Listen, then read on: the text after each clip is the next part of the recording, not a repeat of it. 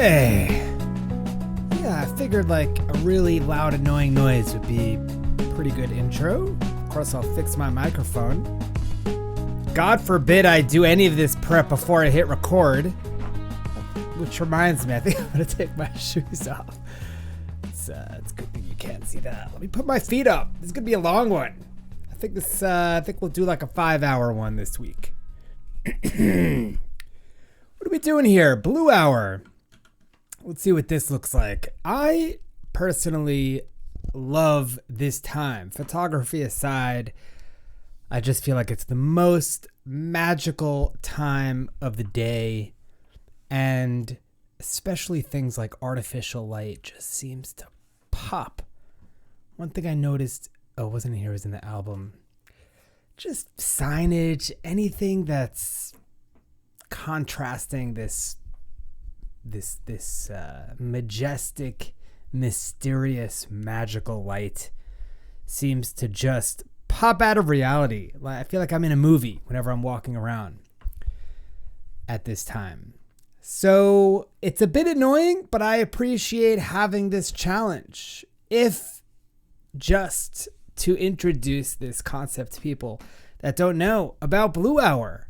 Everybody's so into Golden Hour, and I get it, but I like Blue Hour even more. Why? Because Golden Hour, although things tend to look a bit more flattering, shadows are longer, light is a tad softer, the light is still direct. The light is still technically hard. Blue Hour, however, the light is gone, so to speak. The direct light is gone, but the light particles are still in the air, which is a very interesting concept to me. Like here, this is not the sun. The sun is past the horizon, I'm assuming. Although we are seeing some shadow here. Maybe this is the last of the sun, but I would imagine not. Maybe there's another example. You know, here, these guys. Like, the sun is gone, but it's not nighttime. The sky is not dark. Why is that? Because this, if you picture, for those of you that still believe that the world is a sphere, is a globe that's round. So the sun, well, I guess flat earthers also believe it's like a dome on a flat surface, but I digress.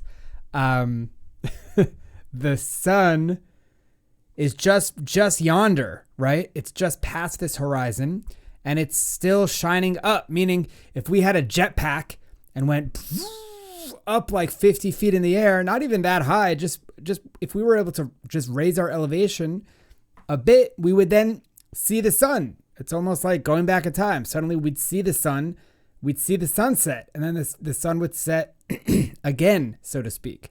Because if you picture it, that's what's going on, right? The sun is, or we're going around the sun. Anyways, I was absent that day. But my point is, there's still light particles in the air.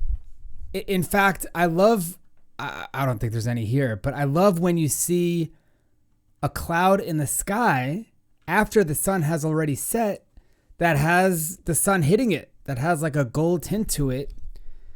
And the reality is that there still exists light particles everywhere.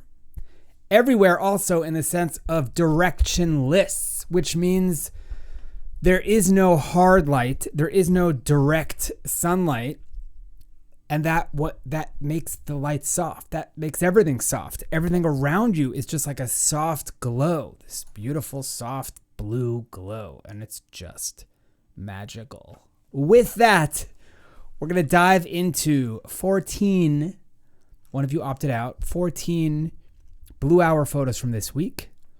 And I may bring up your actual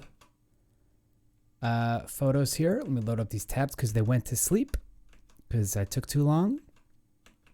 Okay, let's see. Let's see what we got to say. Nita, we'll start with you. Everything else looks a-okay. Check, check. 1, 2. All right. Levels look good. I'm always terrified of technical difficulties, although I don't anyways find out about it until later. Beautiful. Again, the purples, the blues, it's a magical time. It's so interesting. A little bit tough with white balance. I don't know what the rule is for setting like a scientific white balance, obviously, other than taking a custom every like few minutes on a white piece of paper or a 80% gray card, something like that. But I went with the assumption that it's in between daylight and tungsten. If there's tungsten in your shot like this, tungsten being, let's say 3200, daylight being 5600, 6500, something like that.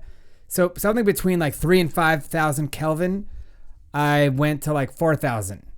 I often do that. I'll just go to the Kelvin and then just kind of dial it down and up until I feel like what I'm looking at in real life is accurate to what I'm seeing on the screen. And it depends on what you're going for. Like I was going for a very orangey look on the tungsten, so I tinted a little bit towards the warm. But it is something you do need to be aware of. Obviously, if you're set to daylight, as it gets bluer, as it gets darker, it's going to get extremely blue if you don't compensate. But this one looks good to me. As far as critique, well, it's a tough one. Like I find myself in these situations also, and everything is so nice and poignant when you're there. But on screen, suddenly it's like, well, do we really need like this gate in the background and these street lights? It almost takes away from the magic of the nature. I feel like this is really where the magic's at. The rocks and the... Sorry, I just heard a noise. The rocks and the water, the setting sun. So if you just changed your vantage point, I don't know why you didn't. Perhaps there was some ugly item or something there, stage left, so to speak. But I feel like if you change your vantage point, had that rock formation front and center with the sun beyond, that would have been cleaner. I don't think we needed all this rock and streetlights. Maybe I'm wrong. Maybe if I saw the other vantage point, I would say, no, this is the way to go. But I don't feel like this is leading us anywhere. It's not a leading line to anything. It's a leading line to itself, so to speak. You could argue that it like wraps around, but it doesn't really visually wrap around. If anything, it cuts it in half. Clean over here. This looks clean. This kind of leads you out. Oh, look, is that the moon? Anyways, that's my take on that. But perfect time of day, really nice exposure. That blue and purple. That's what I want to see. It's just, it's fascinating. Morton. Excuse. What I want to say here, this is in Addis Ababa. That's how my father-in-law pronounces it, so we'll go with that. It's a very cool shot, a bit grainy. And especially when we zoom in, we're losing a whole lot of detail. I'm not seeing any EXIF that you shared, but I'd have to imagine that it's a phone, which is fine. I also shot with a phone last week. I shoot with a phone often. I shoot all my family photos with my phone. I'm embarrassed to say. There's nothing wrong with a phone. And they will get better. Probably sooner than later. But right now, I'm just pointing out, not right or wrong, just for your own knowledge. This is the drawback of shooting with mobile. When you zoom in, you see it more clearly, but there's just actual detail that's lost. This is just kind of a mash. Now I'm zooming in just so you could see it. Now maybe your brain is connecting where it's like, oh no, that's a building, there's a tree. It's like, not really. It's kind of just a mash, like paint splattered on a canvas. So that's just one thing to note when you're getting some vista landscape, especially when you're getting this high contrast between a quite silhouetted foreground and your background beyond. Your camera, or your phone rather, is not going to be able to cope with that difference in exposure. What you could have done is perhaps taken an HDR, taken multiple exposures, but then you'd have to be tripoded. You'd have to have some kind of post software to go with it. I don't know if that's the right way to go for a phone on the go. But these are the drawbacks of the conditions. With that aside, I think it's well spotted. I think it's an interesting location. And I think it would be challenging even with a camera. David's photo here right next to it, I just want to point out, first of all, love the shot. As soon as I saw it, I was like, oh wow, it's very sharp. Really got the details here. Now, obviously that's lens choice and camera choice, but what David also did was he HDR. Now, you don't have to HDR to, to do it correctly, let's say, but you can't quite get this level of clarity on all the levels of exposure, from like really, really bright of these lights here to the really, really dark of, the most of the rest of the scene, because it's late in the day, without bracketing, without getting some multiple exposures and then layering it. Besides for that, what I do want to point out, just because we're coming off of Mort's shot, is I'm the same zoomed in when I was talking about the blotchiness of the mobile phone, and we're seeing very clearly the detail here of the windows. So just as a reference, right? Let's say it's 800%. This is what this looks like with a phone, and 800%. you really hopefully can see the difference. Not that you need to see a difference at 800%. I'm saying the 800% allows you to really identify what the difference is. I'm seeing it at, full 100%, whatever, full view here. I'm just zooming in so it's clear to everyone else. The bracketing is on point. The color temp is on point. I really like the foreground trees that you got going on, especially because you kind of parted ways for this building to shine through. Maybe I could do with a little bit less branches in my face, but I think it's an excellent shot. Also, love the blues and purples. Really nicely done advanced work from you, sir. James went with the EC as we call it in the biz, the 52 frames biz. I think it's cool swirlies that you got going on here, but we're kind of losing the rest of the scene. So you took on the extra challenge almost at the sacrifice of the actual frame. I don't know if this is a park or a yard or an ocean or garbage dump, field of cows, could be anything. It's just dark. So it's cool. I would say maybe more abstract territory. In fact, if we didn't see these trees and it was just completely black, arguably a better photo in terms of like abstract camp than this frame that's kind of mysterious. I want to see more.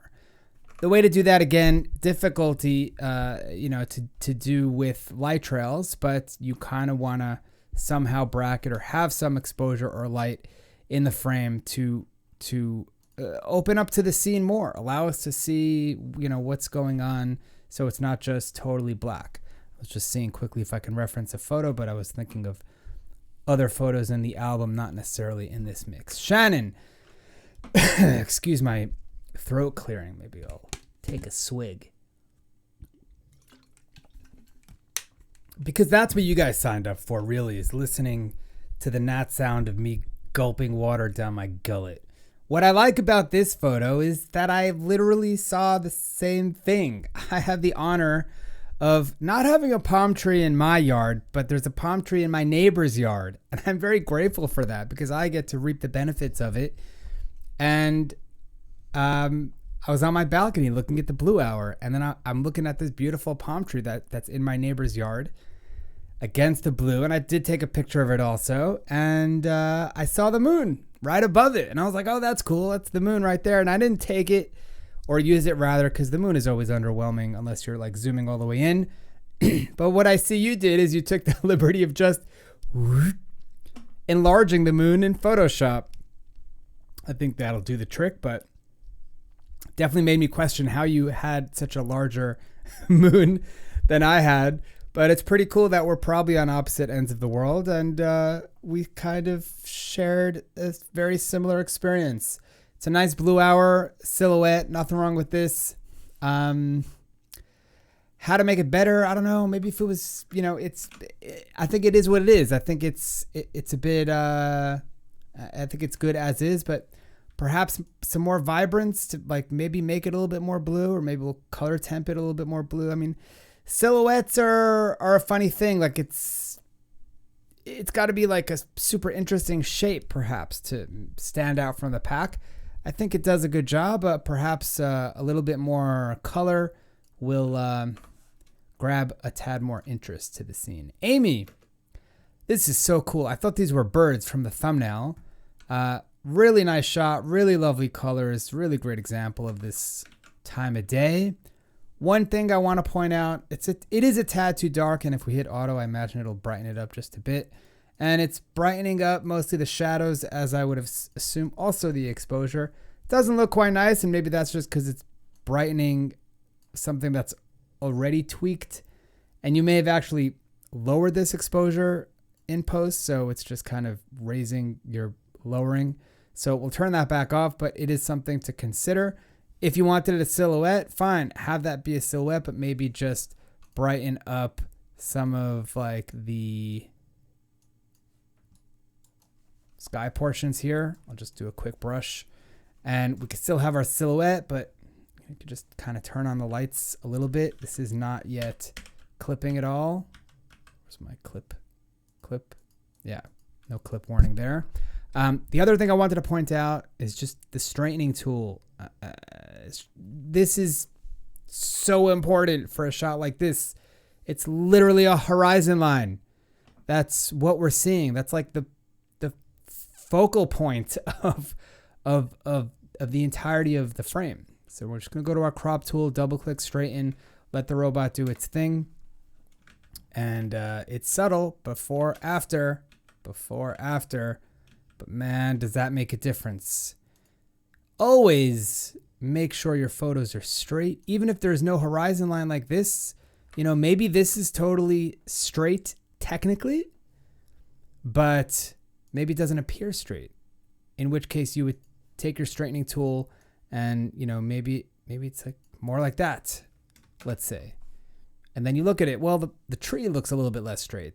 Maybe the horizon looks straighter, and then sometimes, like I mentioned in my in the chapter of my course on this, sometimes it's actually user preference, what looks more correct. But when you have something like this and it's a very clear horizon line, it is just vital that gosh darn ish is straight. So, click that straight button. Make sure that's always there. Anne Marie, this looks straight, so I won't call you out on that. Looks straight enough. This is nice. This is blue hour. I just, it's hard when you're shooting into artificial light.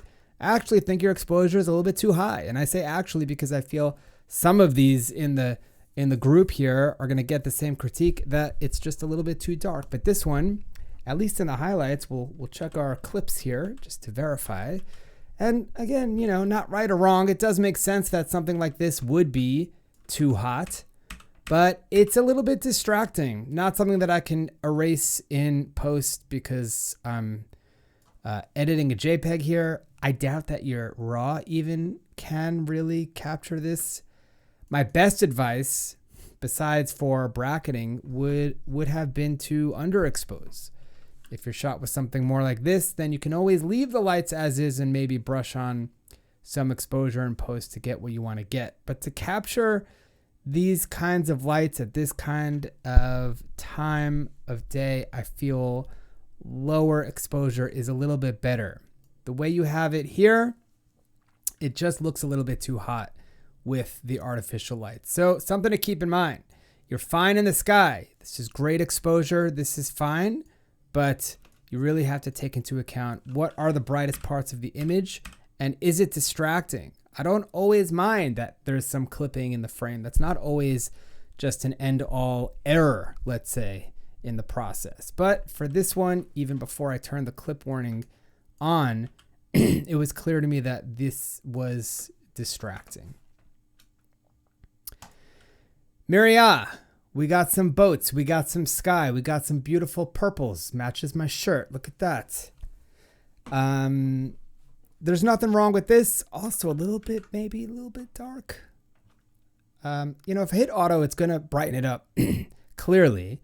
And not to say that that's correct, although that does look nice too, but I think maybe somewhere in the middle, I get wanting that dark kind of tone. So you can maybe lower the blacks, or you can lower the shadows, but raise the highlights. Kind of play with different things so that you're maybe maintaining some kind of darkish tone if that's what you're going for, but you're not totally dulling the entirety of the exposure. Even something like this, I think, is much improved if we look at the before and the after, just a tick. But what I wanted to say was more along the compositional idea. Maybe this is personal preference, but I just feel like I want more sky.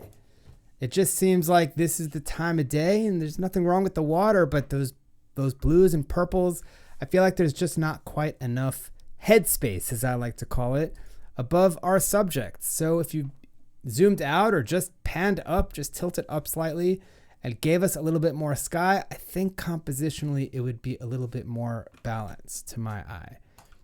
Chris, I love this one. It looks sharp enough, maybe.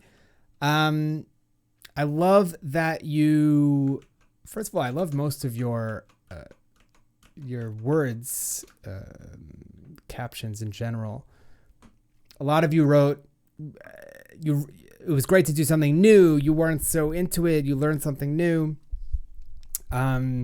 What I liked about this is that you used this time to do a long exposure. You said it was great to be able to get a long exposure with a really small but rapidly moving stream without needing an ND filter. A few hours earlier, you can't get this shot. So the light is just kind of tamped out. It's actually a great time to take photos. Very small window, but it's a great time to take photos, to take portraits. People look beautiful in this light as long as you don't make them too blue, because there is light available, but the light is soft, as I mentioned in the beginning. What's also really great about this time of day is the ability to just do some long exposures. What I love is panning. I don't know how much panning we'll have in the album, but this is a great time to pan, especially because the artificial lights, if you're getting a car or something like that, really will pop out of the frame at the same time. I kind of want more, to be honest. I look down, I see you have 30 seconds, which is, not really fair of me to want more, but I think you have the latitude to do 60 seconds here. I don't know if your aperture could go higher, but I'd have to imagine it can go higher than f14.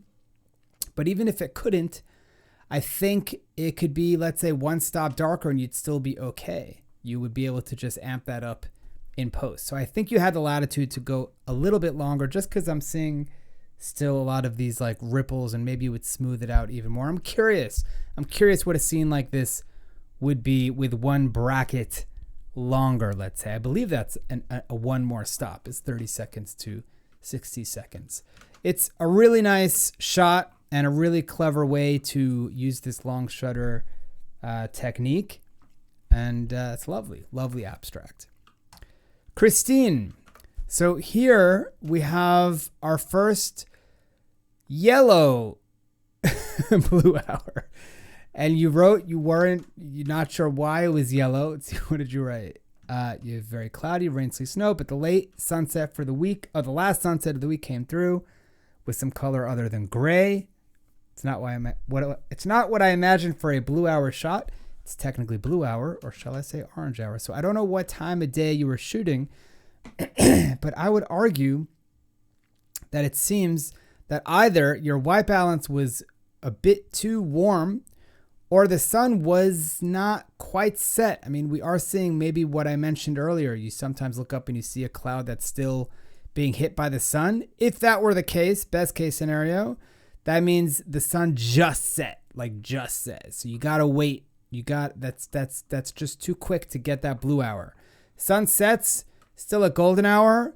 Let it settle. The color just kind of desaturates and bleeds down and tints to blue. You watch it happen. It's quite quick, but you do have to wait until that blue hour settles. That's best case scenario. Worst case scenario is the sun actually was still there. It's just behind clouds, which is what it looks like. I'm not saying that's what it is, but that, at least to my eye, what it looks like. In which case, either way, it's just a bit too early. You needed to wait a little bit longer. As we can see here, for example, the sun sets and the sky kind of relaxes down. I feel I'm not centered. Oh man, how unprofessional of me. Okay, that's better. Is that better? It's even more. I'm gonna shift over.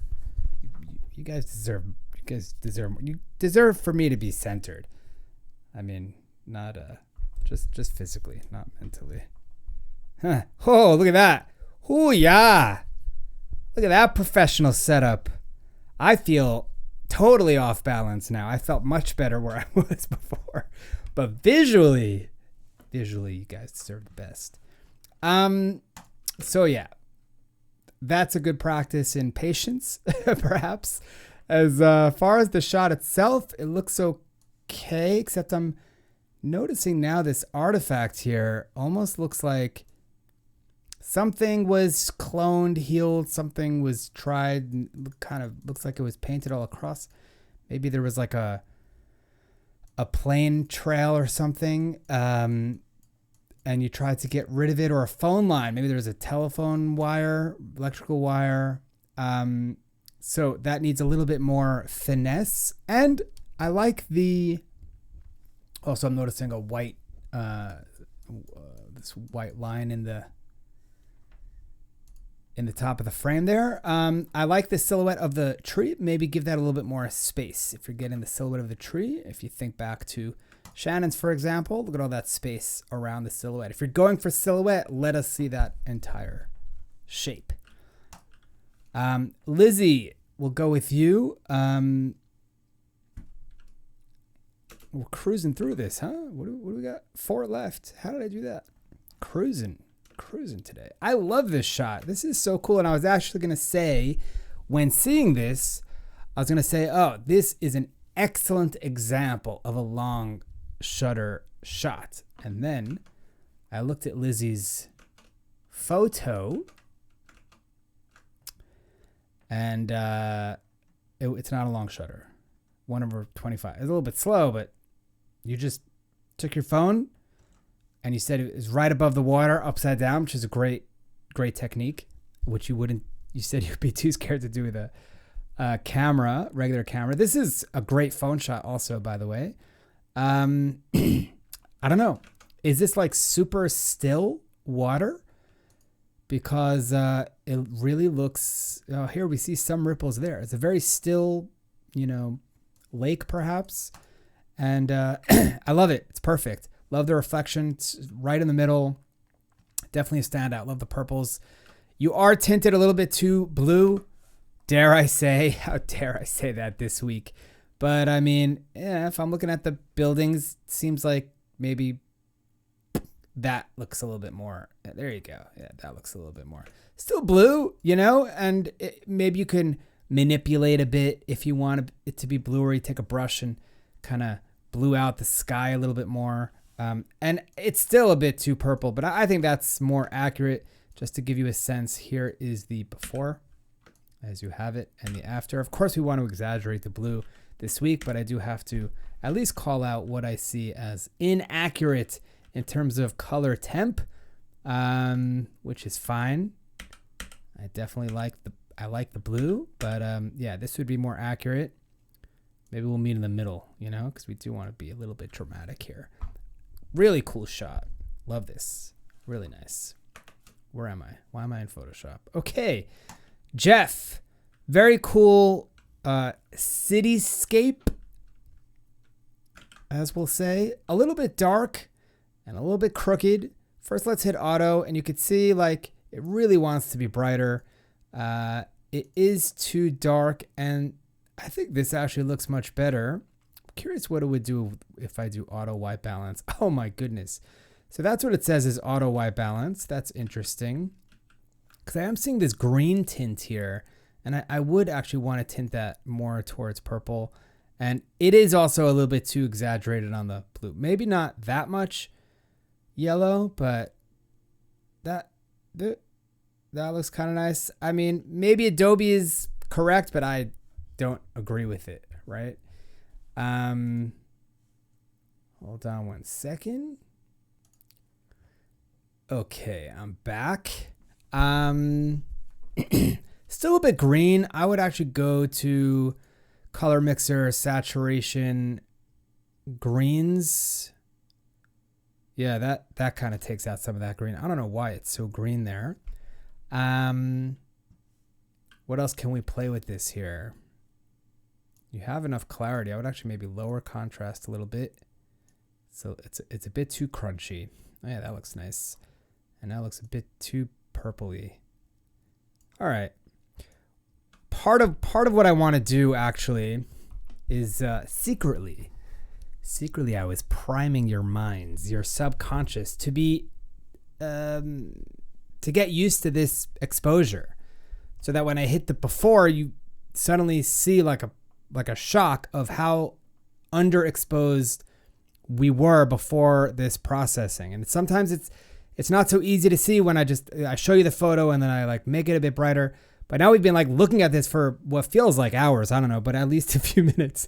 Now I'll show you the before, and you could see what I see, at least when I first look at it, is it's a bit exaggerated. Like it's a bit obvious to me that it's underexposed. And whether this is the right exposure, I'm not saying. Perhaps it's somewhere in the middle. Perhaps it's a little bit of preference. But this for sure is a tad too dark. It's too much on the dark side, even for just to see like the windows. This would be good for HDR also, like David did. I think we would get a lot more detail and sharpness in those orangey areas. But that I think is improved and a step in the right direction. And lastly, I will hit the old crop tool and straighten. And again, it's not much, but man, it makes a difference. If you are shooting an actual horizon, please make sure your horizon line is straight, especially when you just can automatically do it with hitting a button. The robot does it for you. You don't have to really think about it. You just kind of, this first step, just hit that thing. Didn't you watch my course on one of the first chapters? Talk about horizons and how to straighten. Okay, and we're back. I paused it, right? That wasn't rolling. Kevin, lovely blue. I don't remember what I wanted to say about this one, but it also looks a bit dark. Again, if you don't know, right? Maybe your monitor's not calibrated properly, or maybe you're just really early on in your photography education. Use the robot. Go to Lightroom or anything and hit auto, and then see what it tells you, right? And here it says shadow up by 55 and exposure up by almost a whole stop. And we see it getting brighter. So you know that at least one robot, at least one person who happens to be a robot, thinks that it's too dark, and then you can take it from there. Well, do I agree with it? Do I not agree with it? Or do like that subconscious trick that I did on you all just before. Stare at this for a bit or walk away. This is so important when you're editing, especially when you're sitting and editing for a while. Walk away, look at something else, and then come back. Because the subconscious, it's kind of crazy, but we immediately, we don't just get used to it. We convince ourselves like this is authentic. This is accurate. This is real. This is how it should be. Immediately, like within like a few seconds, you just create this baseline of what is correct. And that goes for color correcting and exposure correcting. So it's good to walk away and then come back. Now we're back. It's been a minute at least, right? Because I've been droning on. So now we could go, okay, so we're sitting down back in our chair. Okay, this is what the robot thought. Let me go back to my original. Now how does it feel to you? So if we stay with this for a minute, you may like calibrate to this exposure. Like, no, this my brain thinks like this is good now. But it's an important dialogue, if you will, with the auto setting, just to give an indication. I say it often, but I think it's a really good starting point to see if you're not sure if you're just way too underexposed or overexposed, and then you could take it from there. Maybe you're like, okay, let me just have all of these sliders. I'll just do half of everything you said, right? So now it's just a little bit raised. Okay, I would say that's an improvement, if you don't want to go all the way, which I sometimes also, I don't only just go by what the robot says, but it is an indication. And lastly, Jennifer, we'll end with you, not to beat a dead horse, so to speak, but kind of have the same thing to say about here. These are lovely blue flowers in blue hour. Poet. Didn't know it. No poet. And I'm just going to do the same thing. Just double. Hey, it was good for the last guy. Just going to say the same thing for this guy. It hit the auto. You can see it's underexposed. Just a tick, Forget the auto for a second. I'm just going to take the exposure slider and just slightly lift it. Just a lift. So I did it at 0.75, even at 0.50. Just a lift. Before, after. Sometimes it just takes a touch, and it still has a dark vibe to it. It still has that post-sunset vibe, but I think it's a little bit clearer, a little bit more exposed. This also is a little bit too blue. Yeah, there you go. Also, just a touch to the yellow. I think that's more accurate. And, if you want to see it in action, I think, some of these really speak to what is just a brighter image. I mean, look at Lizzie's photo here. Look how bright that is, right? Same time, same blue, but Lizzie cared to really expose at a much brighter level. I mean, look at the contrast here between the two. So now you can really see that blue hour doesn't have to be dark. I know it is dark outside. It's a bit tricky, but you got to try as best you can to at least bring up the exposure of your highlights. You could keep maybe your shadows a bit darker to keep to the theme. Now, you could argue that Lizzie's photo here, like the highlights are too bright, which they are, right? The highlights are too bright. So maybe the sky is too bright. Maybe it's somewhere in the middle. But you can see there's latitude. You can see there's latitude to work with. And I think at least these last three are a bit on the dark side. So that's it's blue hour, But hey, what do I know? Thanks so much for your patience, for your attention, for your generous contributions, for your support, for your adoration. I don't know if you adore me, but that'll do it for this week. I'll see you all next week. Happy